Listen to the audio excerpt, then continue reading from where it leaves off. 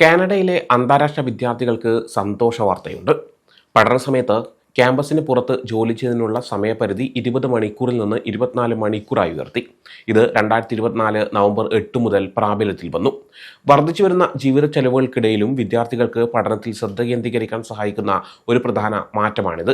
ഈ മാറ്റത്തെക്കുറിച്ച് 2024 ഏപ്രിലിൽ തന്നെ ഇമിഗ്രേഷൻ മന്ത്രി മാർക്ക് മില്ലർ സൂചന നൽകിയിരുന്നു. കോവിഡ് കാലത്ത് ഏർപ്പെടുത്തിയിരുന്ന അൺലിമിറ്റഡ് വർക്ക് പോളിസി അവസാനിച്ചതിന് പിന്നാലെയാണ് ഈ പുതിയ നിയമം വരുന്നത്. മാസങ്ങളായുള്ള കാത്തിരിപ്പിനൊടുവിൽ 2024 നവംബർ 15-ന് കാനഡയുടെ അന്താരാഷ്ട്ര വിദ്യാർത്ഥി പ്രോഗ്രാമിലെ പരിഷ്കാരങ്ങളുടെ ഭാഗമായി ഈ മാറ്റം ഔദ്യോഗികമായി നടപ്പിലാക്കി. ഓഫ് ക്യാമ്പസ് വർക്ക് ലിമിറ്റഡ് ആഴ്ചയിൽ 24 മണിക്കൂറായി നിശ്ചയിക്കുന്നതിലൂടെ തൊഴിലവസരങ്ങൾ നൽകുന്നതിനും വിദ്യാർത്ഥികൾക്ക് അവരുടെ പഠനത്തിൽ ശ്രദ്ധ കേന്ദ്രീകരിക്കുന്നതിനും ഇടയിലുള്ള ശരിയായ ബാലൻസ് ഞങ്ങൾ കണ്ടെത്തുകയാണ് എന്നാണ് മന്ത്രി ഒരു ഔദ്യോഗിക പ്രസ്താവനയിലൂടെ പറഞ്ഞത്. കാനഡയിൽ നിന്ന് വിലപ്പെട്ട തൊഴിൽ പരിചയം നേടാനും ജീവിത ചെലവുകൾ താങ്ങാനും ഇത് വിദ്യാർത്ഥികളെ സഹായിക്കുമെന്നും പഠനത്തെ ഒരു തരത്തിലും ബാധിക്കില്ലെന്നും അദ്ദേഹം കൂട്ടിച്ചേർത്തു. പുതിയ നിയമപ്രകാരം യോഗ്യതയുള്ള അന്താരാഷ്ട്ര വിദ്യാർത്ഥികൾക്ക് സാധാരണ അക്കാദമിക് സമയങ്ങളിൽ ആഴ്ചയിൽ 24 മണിക്കൂർ വരെ ക്യാമ്പസിന് പുറത്ത് ജോലി ചെയ്യാം. ഇത് മുമ്പത്തെ 20 മണിക്കൂറിൽ നിന്ന് ആഴ്ചയിൽ 4 മണിക്കൂർ കൂടുതലാണ്. അതായത് പ്രതിമാസം ഏകദേശം 16 മണിക്കൂർ അധികമായി ജോലി ചെയ്യാൻ സാധിക്കും. ഇത് കാനഡയിലെ ഉയർന്ന ജീവിത ചെലവുകൾക്കിടയിൽ വിദ്യാർത്ഥികൾക്ക് വലിയ സാമ്പത്തിക സഹായമാവും. വിദ്യാർത്ഥികൾക്ക് ഒന്നിലധികം ജോലികൾ ചെയ്ത് ആഴ്ചയിൽ 24 മണിക്കൂർ എന്ന ലക്ഷ്യം നേടാം. എന്നാൽ പഠനാനുമതിയുടെ എല്ലാ നിബന്ധനകളും പാലിക്കണം. വേനൽക്കാലം, ശൈത്യകാല അവധികൾ, റീഡിംഗ് വീക്കുകൾ തുടങ്ങിയ ഷെഡ്യൂളുകൾ ചെയ്ത ഇടവേളകളിൽ വിദ്യാർത്ഥികൾക്ക് ക്യാമ്പസിന് പുറത്ത് എത്ര മണിക്കൂർ വേണമെങ്കിലും ജോലി ചെയ്യാം. കൂടാതെ ക്യാമ്പസിന് പുറത്ത് ജോലി ചെയ്യുന്ന സമയത്തും ക്യാമ്പസിനുള്ളിൽ എത്ര മണിക്കൂർ വേണമെങ്കിലും ജോലി ചെയ്യുന്നതിന് യാതൊരു നിയന്ത്രണവുമില്ല. നിങ്ങളുടെ നിലവിലെ സ്റ്റഡി പെർമിറ്റിൽ 20 മണിക്കൂർ എന്ന പരിധി പറഞ്ഞിട്ടുണ്ടെങ്കിൽ പോലും നിങ്ങൾ പ്രോഗ്രാം ആവശ്യകതകൾക്ക് അനുസൃതമായ യോഗ്യതയുള്ളവരാണെങ്കിൽ 24 മണിക്കൂർ വരെ ജോലി ചെയ്യാൻ സാധിക്കും. ഓഫ് ക്യാമ്പസ് ജോലിക്ക് പ്രത്യേക വർക്ക് പെർമിറ്റ് ഇല്ലാതെ ജോലി ചെയ്യാൻ അന്താരാഷ്ട്ര വിദ്യാർത്ഥികൾ ചില പ്രത്യേക നിബന്ധനകൾ പാലിക്കണം. ഓഫ് ക്യാമ്പസ് ജോലിക്ക് അനുമതി നൽകുന്ന സാധുവായ സ്റ്റഡി പെർമിറ്റ് ഉണ്ടായിരിക്കണം. ഒരു അംഗീകൃത പഠന സ്ഥാപനത്തിൽ ഫുൾ ടൈമായി പഠിക്കുന്നവരായിരിക്കണം. ബിരുദം, ഡിപ്ലോമ, സർട്ടിഫിക്കറ്റ് എന്നിവ നേടുന്നതിനായുള്ള ഒരു പോസ്റ്റ് സെക്കൻഡറി അക്കാദമിക് വൊക്കേഷണൽ അല്ലെങ്കിൽ പ്രൊഫഷണൽ ട്രെയിനിങ് പ്രോഗ്രാമിലോ ക്യൂബെക്കിലെ സെക്കൻഡറി തലത്തിലുള്ള വൊക്കേഷണൽ പ്രോഗ്രാമിലോ ചേർന്നിരിക്കണം. പഠനം കുറഞ്ഞത് 6 മാസം ദൈർഘ്യമുള്ളതായിരിക്കണം. പഠനം ആരംഭിച്ചിരിക്കണം. കൂടാതെ നല്ല അക്കാദമിക് നിലവാരം പുലർത്തണം. പഠനം ആരംഭിച്ചതിന് ശേഷം മാത്രമേ ജോലി ചെയ്യാൻ സാധിക്കൂ. ഇംഗ്ലീഷ് അല്ലെങ്കിൽ ഫ്രഞ്ച് ഒരു 2ാം ഭാഷയായി പഠിക്കുന്ന പ്രോഗ്രാമുകളിലോ പൊതു താൽപ്പര്യ കോഴ്സുകളിലോ ചേർന്നവർക്ക് ഓഫ് ക്യാമ്പസ് ജോലിക്ക് അർഹതയുണ്ടാകില്ല. ഈ നയപരമായ മാറ്റത്തിന് പിന്നിൽ പല കാരണങ്ങളുണ്ട്. വിദ്യാർത്ഥികളുടെ അക്കാദമിക് പ്രകടനം സംബന്ധിച്ച ഗവേഷണങ്ങളും മറ്റ് പ്രധാന പഠന കേന്ദ്രമായുമുള്ള താരതമ്യങ്ങളും ഇതിന് പിന്നിലുണ്ട്. കാനഡയിലും യുണൈറ്റഡ് സ്റ്റേറ്റ്സിലുമായി നടത്തിയ പഠനങ്ങളിൽ വിദ്യാർത്ഥികൾ ആഴ്ചയിൽ 28 മണിക്കൂറിൽ കൂടുതൽ ജോലി ചെയ്യുമ്പോൾ അവരുടെ പഠന നിലവാരം ഗണ്യമായി കുറയുന്നതായി കണ്ടെത്തി. 24 മണിക്കൂറിൽ കൂടുതൽ ജോലി ചെയ്യുന്നവർ പഠനം ഉപേക്ഷിക്കാനുള്ള സാധ്യതയും കൂടുതലാണ്. അതിനാൽ വിദ്യാർത്ഥികൾക്ക് വരുമാനം നേടാനും പഠനത്തിൽ ശ്രദ്ധ കേന്ദ്രീകരിക്കാനും കഴിയുന്ന ഒരു സ്വീറ്റ് സ്പോട്ട് എന്ന നിലയിലാണ് 24 മണിക്കൂർ എന്ന പരിധി നിശ്ചയിച്ചിരിക്കുന്നത്. IRCCയുടെ ആഭ്യന്തര ഡാറ്റ അനുസരിച്ച് കോവിഡ് കാലത്തെ അൺലിമിറ്റഡ് വർക്ക് പോളിസിയിൽ 80% അന്താരാഷ്ട്ര വിദ്യാർത്ഥികൾ ഇതിനോടകം 20 മണിക്കൂറിൽ കൂടുതൽ ജോലി ചെയ്തിരുന്നു. ഇത് സൂചിപ്പിക്കുന്നത് 20 മണിക്കൂർ എന്ന പഴയ പരിധി വിദ്യാർത്ഥികളുടെ സാമ്പത്തിക യാഥാർത്ഥ്യങ്ങളുമായി പൊരുത്തപ്പെടുന്നില്ല എന്നാണ്. മന്ത്രി മില്ലർ പറഞ്ഞതുപോലെ ആഴ്ചയിൽ 24 മണിക്കൂർ എന്നത് 3 പൂർണ്ണമായ 8 മണിക്കൂർ ഷിഫ്റ്റുകൾ ജോലി ചെയ്യാൻ സാധിക്കുന്നതാണ്.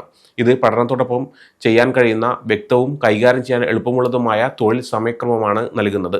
അന്താരാഷ്ട്ര വിദ്യാർത്ഥികൾക്കുള്ള കാനഡയുടെ തൊഴിൽ നയങ്ങളിൽ സമീപ വർഷങ്ങളിൽ വലിയ മാറ്റങ്ങൾ വന്നിട്ടുണ്ട്. പണ്ട് അക്കാദമിക് സമയങ്ങളിൽ ഓഫ് ക്യാമ്പസ് ജോലിക്ക് ആഴ്ചയിൽ 20 മണിക്കൂർ എന്ന പരിധി മാത്രമേ ഉണ്ടായിരുന്നുള്ളൂ. 2022 നവംബറിൽ കോവിഡ് മഹാമാരിയുടെ കാലത്ത് രൂക്ഷമായ തൊഴിൽക്ഷമം പരിഹരിക്കാൻ കാനഡ സർക്കാർ താൽക്കാലികമായി 20 മണിക്കൂർ പരിധി ഒഴിവാക്കി. ക്ലാസുകൾ നടക്കുന്ന സമയത്തും വിദ്യാർത്ഥികൾക്ക് അൺലിമിറ്റഡ് സമയം ജോലി ചെയ്യാൻ അനുമതി നൽകിയിരുന്നു. ഈ താൽക്കാലിക നടപടി പലതവണ നീട്ടി നൽകിയെങ്കിലും 2024 ഏപ്രിൽ 30-ന് അത് അവസാനിക്കുകയും 20 മണിക്കൂർ പരിധി വീണ്ടും നടപ്പിലാക്കുകയും ചെയ്തു. 2024 നവംബറിൽ നടപ്പിലാക്കിയ പുതിയ 24 മണിക്കൂർ പരിധി കർശനമായ 20 മണിക്കൂർ പരിധിക്കും കോവിഡ് കാലത്തെ അൺലിമിറ്റഡ് വർക്ക് പോളിസിക്കും ഇടയിലുള്ള ഒരു മധ്യമാർഗമാണ്. മറ്റ് രാജ്യങ്ങളുമായി താരതമ്യപ്പെടുത്തുമ്പോൾ കാനഡയുടെ പുതിയ 24 മണിക്കൂർ തൊഴിൽ പരിധി അന്താരാഷ്ട്ര വിദ്യാർത്ഥികൾക്ക് ഏറ്റവും ഉദാരമായ നയങ്ങളിലൊന്നാണ്. ഈ മാറ്റത്തിന് മുമ്പ് കാനഡയുടെ 20 മണിക്കൂർ പരിധി അയർലൻഡ്, യുണൈറ്റഡ് കിങ്ഡം എന്നിവയുടെ നയങ്ങൾക്ക് തുല്യമായിരുന്നു. പുതിയ 24 മണിക്കൂർ പരിധി ഓസ്ട്രേലിയയുടെ നയത്തിന് സമാനമാണ്. രാജ്യമാണ്. എന്നാൽ യുണൈറ്റഡ് സ്റ്റേറ്റ്സ് കൂടുതൽ കർശനമായ നയങ്ങളാണ് പിന്തുടരുന്നത്. അവിടെ അന്താരാഷ്ട്ര വിദ്യാർത്ഥികൾക്ക് ഓഫ് ക്യാമ്പസ് ജോലിക്ക് അപേക്ഷിക്കുന്നതിന് മുമ്പ് പ്രത്യേക മാനദണ്ഡങ്ങൾ പാലിക്കേണ്ടതുണ്ട്. ഈ തൊഴിൽ സമയ വർധനവ് അന്താരാഷ്ട്ര വിദ്യാർത്ഥി പ്രോഗ്രാമിന്റെ സമഗ്രത ശക്തിപ്പെടുത്തുന്നതിനുള്ള ഒരു വലിയ ശ്രമത്തിന്റെ ഭാഗമാണ്. കൂടാതെ വിദ്യാർത്ഥികളെ തട്ടിപ്പിൽ നിന്നും സാമ്പത്തിക അരക്ഷിതാവസ്ഥയിൽ നിന്നും സംരക്ഷിക്കാനും ഇത് ലക്ഷ്യമിടുന്നു. കഴിഞ്ഞ വർഷം IRCC പ്രോഗ്രാം ദുരുപയോഗം സംബന്ധിച്ച ആശങ്കകൾ പരിഹരിക്കാൻ നിരവധി പരിഷ്കാരങ്ങൾ കൊണ്ടുവന്നിട്ടുണ്ട്. അംഗീകൃത പഠന സ്ഥാപനങ്ങൾ അഡ്മിഷൻ ലെറ്ററുകൾ നിർബന്ധമായും പരിശോധിക്കണം. DLSന് കർശനമായ റിപ്പോർട്ടിംഗ് ആവശ്യകതകൾ, പോസ്റ്റ് ഗ്രാജുവേഷൻ വർക്ക് പെർമിറ്റ് അപേക്ഷകർക്ക് പുതിയ ഭാഷാ പ്രാവീണ്യ ആവശ്യകതകൾ എന്നിവ ഇതിൽ ഉൾപ്പെടുന്നതാകും. തൊഴിൽ സമയ വർധനവ് പ്രഖ്യാപനത്തോടൊപ്പം അന്താരാഷ്ട്ര വിദ്യാർത്ഥികൾക്ക് പഠനം നടത്തുന്ന സ്ഥാപനം മാറ്റുന്നതിന് മുമ്പ് പുതിയ സ്റ്റഡി പെർമിറ്റിന് അപേക്ഷിക്കണം എന്ന പുതിയ നിയമവും നടപ്പിലാക്കിയിട്ടുണ്ട്. മുമ്പ് വിദ്യാർത്ഥികൾക്ക് IRCCയെ അറിയിച്ചാൽ മാത്രം മതിയായിരുന്നു സ്ഥാപനം മാറ്റാൻ. ഇത്തരത്തിൽ ഒരു അന്താരാഷ്ട്ര വാർത്ത ഉണ്ടെങ്കിൽ തന്നെ തൊഴിൽ നിയന്ത്രണങ്ങൾ ലഘൂകരിക്കുന്നതിനോടൊപ്പം കാനഡ അന്താരാഷ്ട്ര വിദ്യാർത്ഥികളുടെ പ്രവേശനം ഗണ്യമായി കുറയ്ക്കുകയും ചെയ്യുന്നുണ്ട്. 2026-28 ഇമിഗ്രേഷൻ ലെവൽസ് പ്ലാൻ അനുസരിച്ച് 2026 1,55,000 പുതിയ അന്താരാഷ്ട്ര സ്റ്റഡി പെർമിറ്റുകൾ മാത്രമേ അനുവദിക്കൂ. 2027-28 അത് 1,50,000 കുറയും. ഇത് 2025 ലക്ഷ്യമായ 3,05,900 വിദ്യാർത്ഥികളിൽ നിന്ന് ഏകദേശം 49 മുതൽ 51% വരെ കുറവാണ്. എങ്കിലും 2026 ജനുവരി മുതൽ പൊതു അംഗീകൃത പഠന സ്ഥാപനങ്ങളിൽ ചേരുന്ന മാസ്റ്റേഴ്സ്, ഡോക്ടറൽ വിദ്യാർത്ഥികൾക്ക് ഈ പരിധി ബാധകമായിരിക്കില്ല. അവർക്ക് പ്രൊവിൻഷ്യൽ അറ്റസ്റ്റേഷൻ ലെറ്ററുകൾ ആവശ്യമില്ല. കാനഡയ്ക്ക് പുറത്തുനിന്ന് അപേക്ഷിക്കുന്ന ഡോക്ടർ വിദ്യാർത്ഥികൾക്ക് 14 ദിവസത്തിനുള്ളിൽ സ്റ്റഡി പെർമിറ്റ് പ്രോസസ് ചെയ്യുന്നതിനുള്ള വേഗതയേറിയ നടപടിക്രമങ്ങളും ലഭിക്കും. ഈ നടപടികൾ രാജ്യത്തേക്കുള്ള വരവും പുറത്തുപോകുന്നതും തമ്മിൽ ഒരു ബാലൻസ് നിലനിർത്താനും 2027 അവസാനത്തോടെ കാനഡയുടെ താൽക്കാലിക താമസക്കാരുടെ ആകെ ജനസംഖ്യയുടെ 5% താഴെയാക്കാനും ലക്ഷ്യമിടുന്നതാണ്. അതേസമയം ബിരുദാനന്തര ഗവേഷണത്തിനും നൂതനമായ കണ്ടുപിടുത്തങ്ങൾക്കുമുള്ള അവസരങ്ങൾ സംരക്ഷിക്കാനും ഇത് സഹായിക്കും. അന്താരാഷ്ട്ര വിദ്യാർത്ഥികൾ കാനഡയുടെ സമ്പദ്വ്യവസ്ഥയ്ക്ക് പ്രതിവർഷം ഏകദേശം $22 ബില്യൺ സംഭാവന നൽകുന്നുണ്ട്. കൂടാതെ 1,70,000-ലധികം തൊഴിലവസരങ്ങൾ നൽകുന്നുണ്ട്. വർദ്ധിച്ച തൊഴിൽ സമയം ടൊറന്റോ, വാൻകൂവർ, മോൺട്രിയൽ തുടങ്ങിയ കനേഡിയൻ നഗരങ്ങളിലെ ഉയർന്ന ട്യൂഷൻ ഫീസ്, താമസ ചെലവ്, മറ്റ് ജീവിത ചെലവുകൾ എന്നിവ താങ്ങാൻ വിദ്യാർത്ഥികളെ സഹായിക്കുമെന്നാണ് പ്രതീക്ഷിക്കുന്നത്.